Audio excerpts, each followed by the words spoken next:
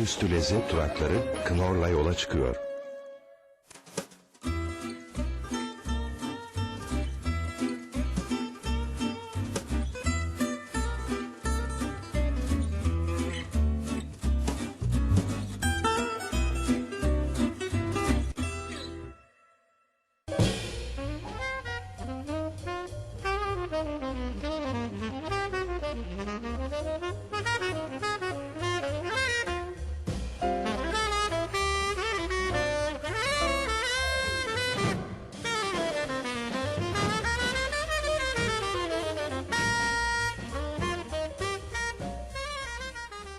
Merhaba sevgili izleyiciler. Bodrum Yarımadası'nda geçen hafta başlattığımız lezzet durakları yolculuğuna bu haftada devam ediyoruz. Yolumuzun üstünde yine ilginç mekanlar ve lezzetli yemekler var. Türkiye'nin gözbebeği Bodrum, doğası, denizi, eğlencesi kadar lezzetleriyle de insana keyif veriyor. Bodrum'daki lezzet durakları iki programda anlattığımız kadar değil tabii ki. Daha bizim bilip de gidemediğimiz veya bilmediğimiz birçok lezzet durağı var. Demek ki buraya yolumuz birkaç kez daha düşecek. Eğer hazırsanız lezzet durakları yolculuğumuz başlıyor.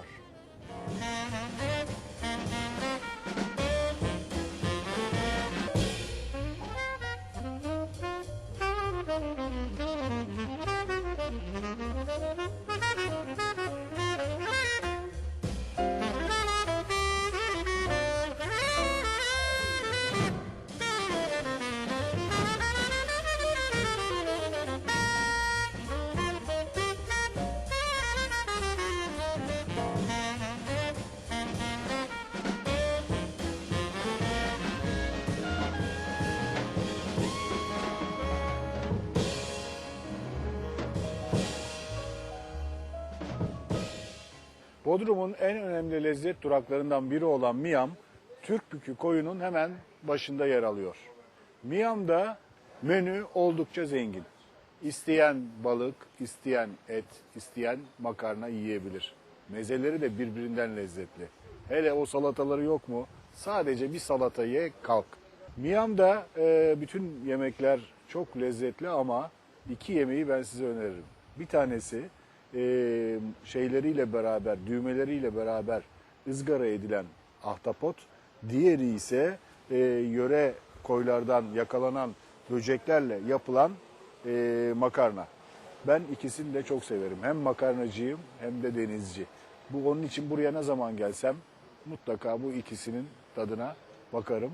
Sizlere de öneririm. Bu lezzetli yemeklerin nasıl yapıldığına gelince, bu böcekler Garo Bey'in, buradaki bütün şeyin orkestra şefi Garo Bey'in anlattığına göre Göcek, Fethiye civarındaki koylardan geliyormuş.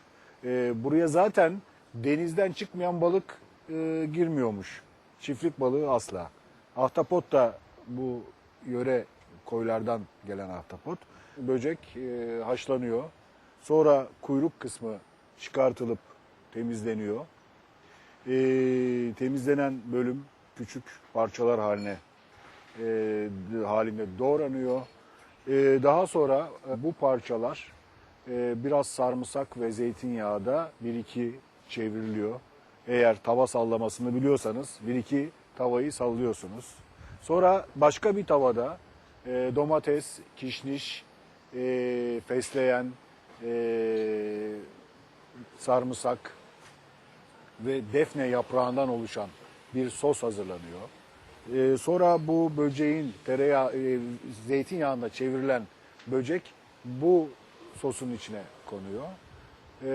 Bu sosla bir iki çevrildikten sonra daha önceden kararında haşlanmış, fazla değil, kararında haşlanmış makarnalar bu sosun içine dökülüyor ve birkaç dakika bu sosla birlikte pişirildikten sonra kabuğuyla birlikte gördüğünüz gibi enfes bir manzarayla servis ediliyor. Tablo gibi. Ahtapota gelince, ahtapot bildiğiniz gibi önce bir dövmek lazım, sıkı bir dövmek lazım. Sonra sürterek köpüğünü çıkartmak lazım ki ancak yumuşuyor. Sonra bu haşlanıyor. Haşlandıktan sonra zeytinyağıyla marina ediliyor. Bu bir gün beklemesi lazım yalnız buzdolabında. Daha sonra ertesi gün ızgaranın üstüne konuyor, alt üst. Ama kesinlikle kabuk soyulmayacak. Vantuzları üstünde kalacak. Ya da düğmeleri üstünde kalacak. Ondan sonra servis edilirken tekrar üstüne biraz soya sosu, biraz zeytinyağı, kekik, kırmızı biber serpilip masanıza geliyor. Ondan sonra da yemeğe doyum olmuyor.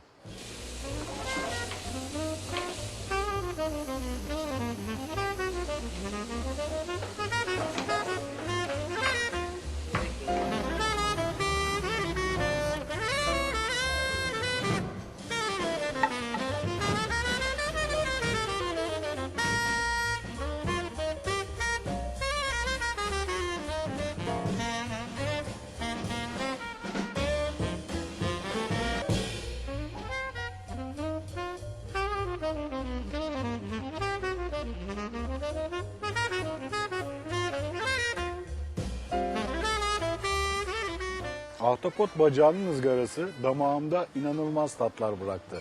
Böcekli makarna ise bundan sonra en favori yemeğim.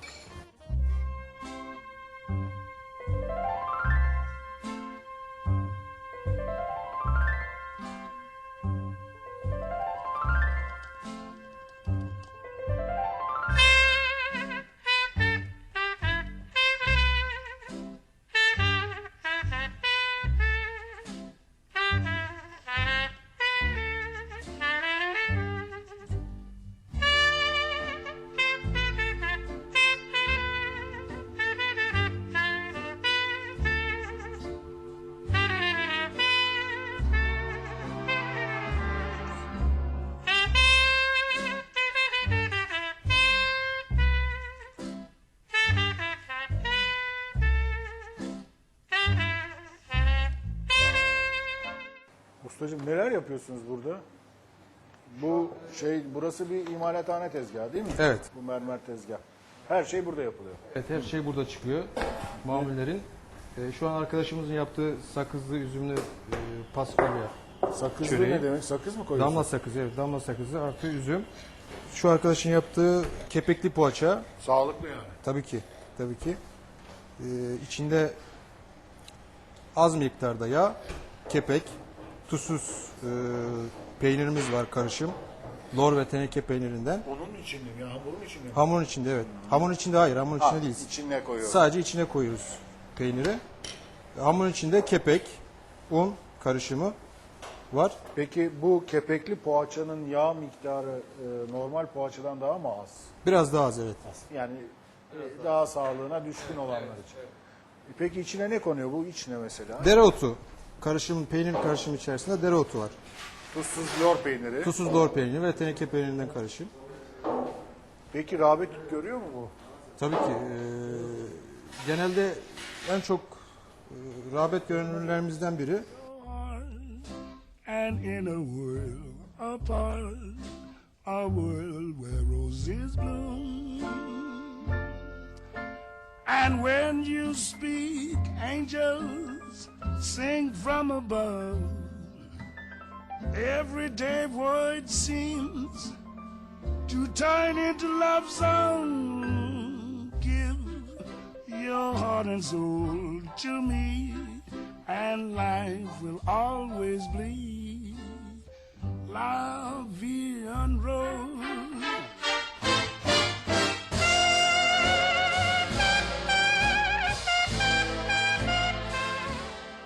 Bodrum'da Cumhuriyet Caddesi'ndeki, daha doğrusu Barlar Sokağı'ndaki Yunuslar Karadeniz fırını Bodrum'un en önemli lezzet duraklarından bir tanesi. Buranın unlu mamulleri dillere destan. Hele hele o poğaçaları yok mu insanı baştan çıkartıyor. Ben Bodrum'a ne zaman gelsem sabah erkenden buraya uğrarım. Bir tane kepekli, bir tane mısırlı poğaça alıp hemen bir kahvede soluğu alırım. Çay eşliğinde nefis bir kahvaltı yaparım. Size de öneririm onu. Burasını Talat Bey ve oğlu Recep Bey birlikte çalıştırıyorlar. Talat Bey Rize'nin Çamlıhemşin'inden, oradan buraya gelmiş bütün Karadenizliler gibi bir hamur ustası, bir hamur sihirbazı. Onun için de yaptığı bütün mamuller birbirinden lezzetli. Eğer Bodrum'a gelirseniz, ki mutlaka günün birinde yolunuz Bodrum'a düşer, lütfen bu pastaneye, bu fırına uğrayıp güzel poğaçalardan, simitlerden yahut da aklınıza takılan diğer çeşitlerden alın ve gidin bir kahvede demli çay eşliğinde güzel güzel kahvaltınızı yapın. Afiyet olsun.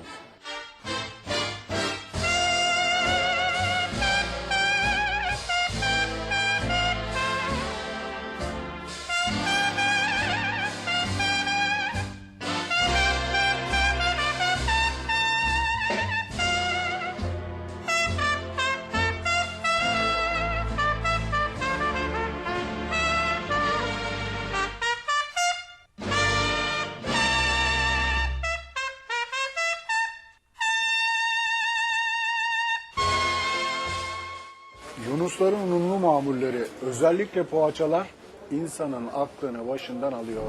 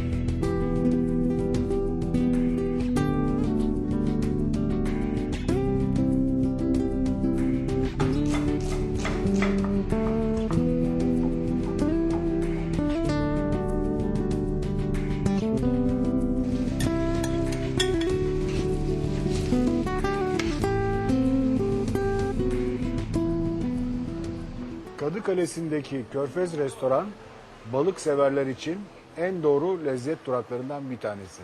Kadıkalesi nerede derseniz, Gümüşlük'le Turgut Reis'in ortasında nefis bir kumsalı olan güzel bir koy. Bodrum'un diğer koyları gibi. Kadıkalesi'ndeki Körfez Restoran tam 18 yıldan beri balık severlerin hizmetinde. Körfez'in işletmecisi ve sahibi Ali Akçam ise eli tabak tuttuğundan beri bu işi yapıyor. Mezeler Akdenizli, her yerde olduğu gibi.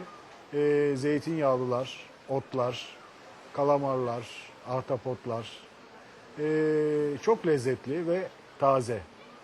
Körfez Restoran'da meze ertesi güne pek kalmıyor.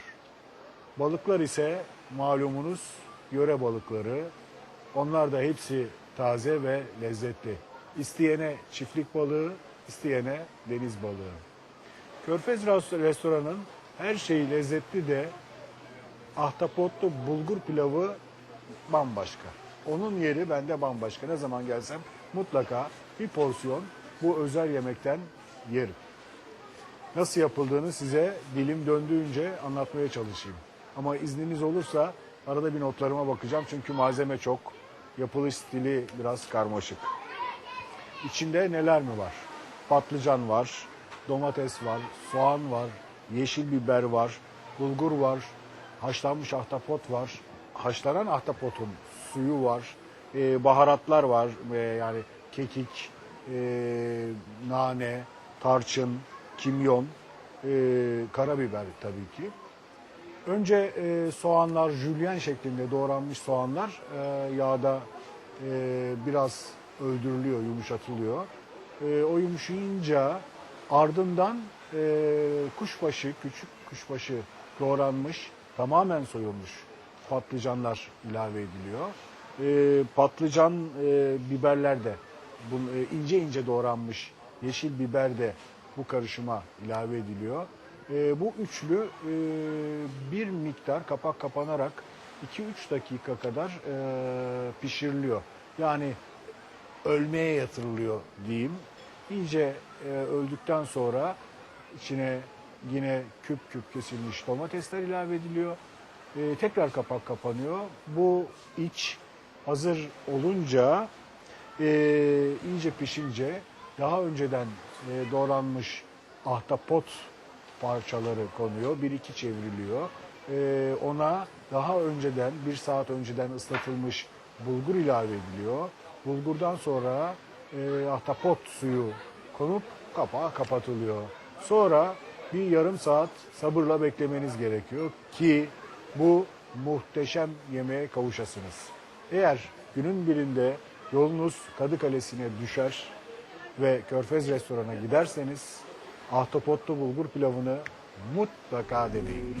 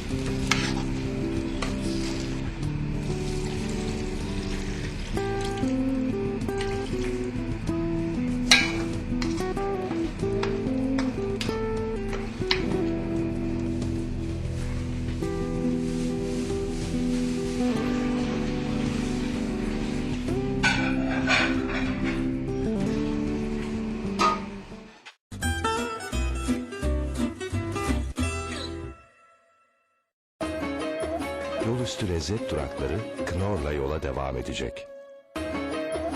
Yolüstü lezzet durakları Knorr'la yola devam ediyor.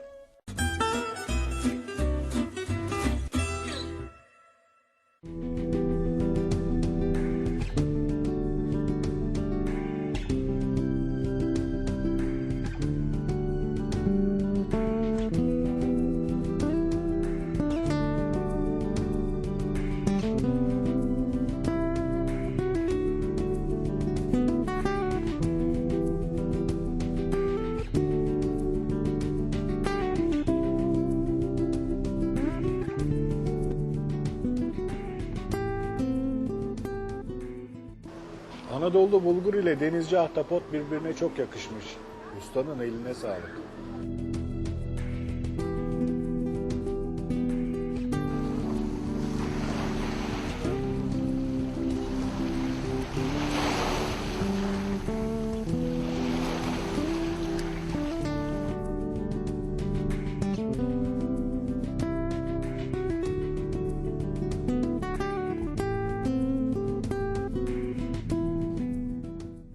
Bodrum'daki Yolüstü Lezzet Durakları programımız şimdilik burada sona erdi. Ama lezzetlerin peşinde koşuşturmamız devam edecek. Aman bize ilginç adresleri göndermeyi ihmal etmeyin. Bir sonraki programda görüşmek üzere, hoşça kalın.